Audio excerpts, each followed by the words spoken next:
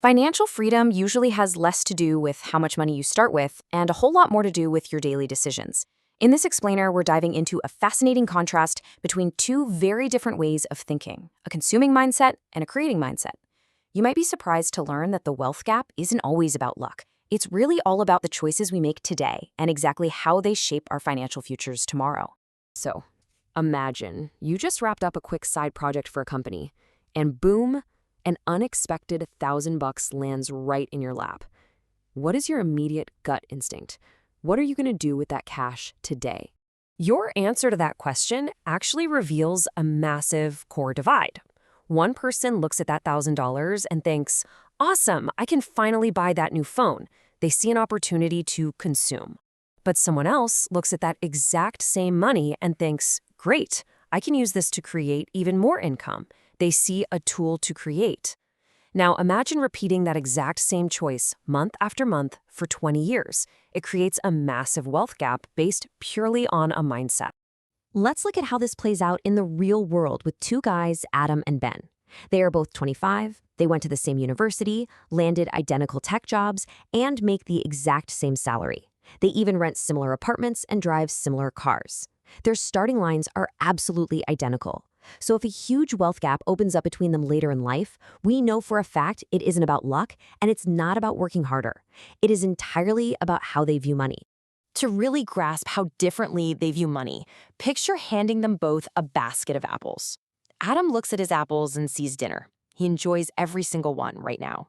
Ben, on the other hand, looks at the basket and sees an orchard. He eats just enough to satisfy his hunger today and plants the rest of the seeds for tomorrow. Fast forward a few years, and Adam just has the memory of a good meal, while Ben owns hundreds of fruit-producing trees. This exact same philosophy applies directly to everyday life. Picture a busy Saturday afternoon at the mall. Adam is strolling through, looking at the luxury watches, the designer clothes, and he's asking himself, what should I buy? Ben is walking through that exact same mall, but instead of eyeing the products, he's observing the packed coffee shops and the huge lines at the electronics store. He's asking, what businesses are creating all this income? One guy's looking for products to consume, while the other is hunting for opportunities to invest in. Because of this shift in perspective, their financial habits at the end of the month look completely different. Adam logs into his bank account and checks his salary. He measures his progress by the income earned to pay today's bills. Ben, though, measures his progress by his assets. He's looking at his savings, his investments, his business ownership, the actual engines that are going to pay tomorrow's bills. Let's fast forward 3 years. Both Adam and Ben have worked super hard, and they both just landed well-deserved promotions at their company. Pay close attention here, because this exact moment is where their financial paths permanently split. Let's see what they do with that extra cash. Adam celebrates by financing a brand new luxury car. Sure, the monthly payment feels totally affordable at first, but slowly, the rising insurance, the maintenance, the expensive gas, it all quietly eats up his entire raise. Ben celebrates too, but with a modest vacation and a nice family dinner. He absolutely enjoys his success, but he invests the bulk of his new money. He absolutely refuses to give away his future. Then, the inevitable happens. The economy slows down, hiring freezes, and people start panicking about money. Adam is terrified, because his entire expensive lifestyle depends on his very next paycheck. Ben, meanwhile, is completely calm. He knows he can't control the global economy, but he can absolutely control his own value. While Adam tells himself he'll upskill when he has more time, Ben is actually spending just 2 hours a week learning specific new skills.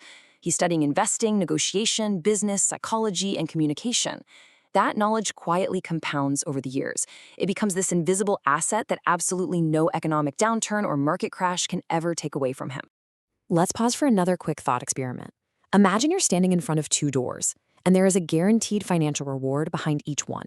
Which one are you naturally reaching for? Door 1 gives you $100, right in your hand, right now. It is incredibly tempting, right? I mean, human brains are literally hardwired to crave that instant gratification. We absolutely love an immediate reward. But door 2 offers $500 if you can just wait until next month. This is exactly the kind of delayed gratification Ben has been practicing.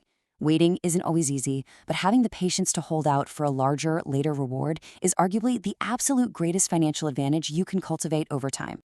It's just like two gardeners tending to their land.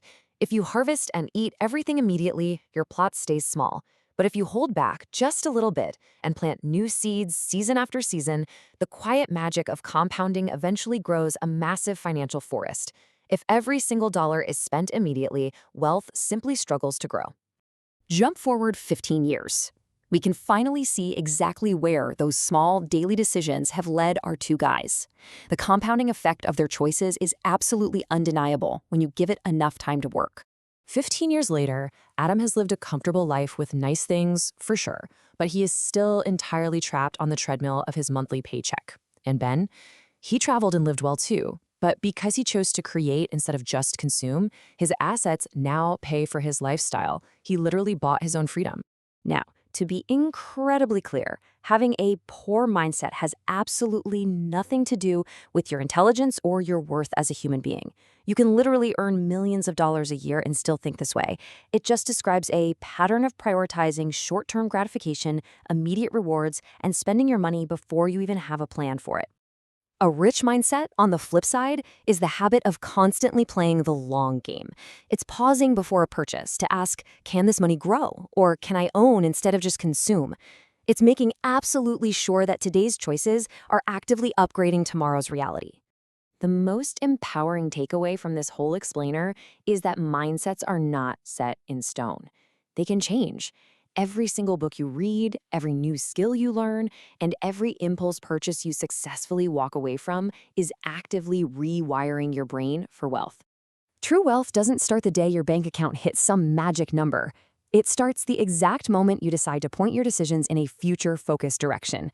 The richest investment you will ever make is changing the way you think. So ask yourself, what direction are your choices pointing you today?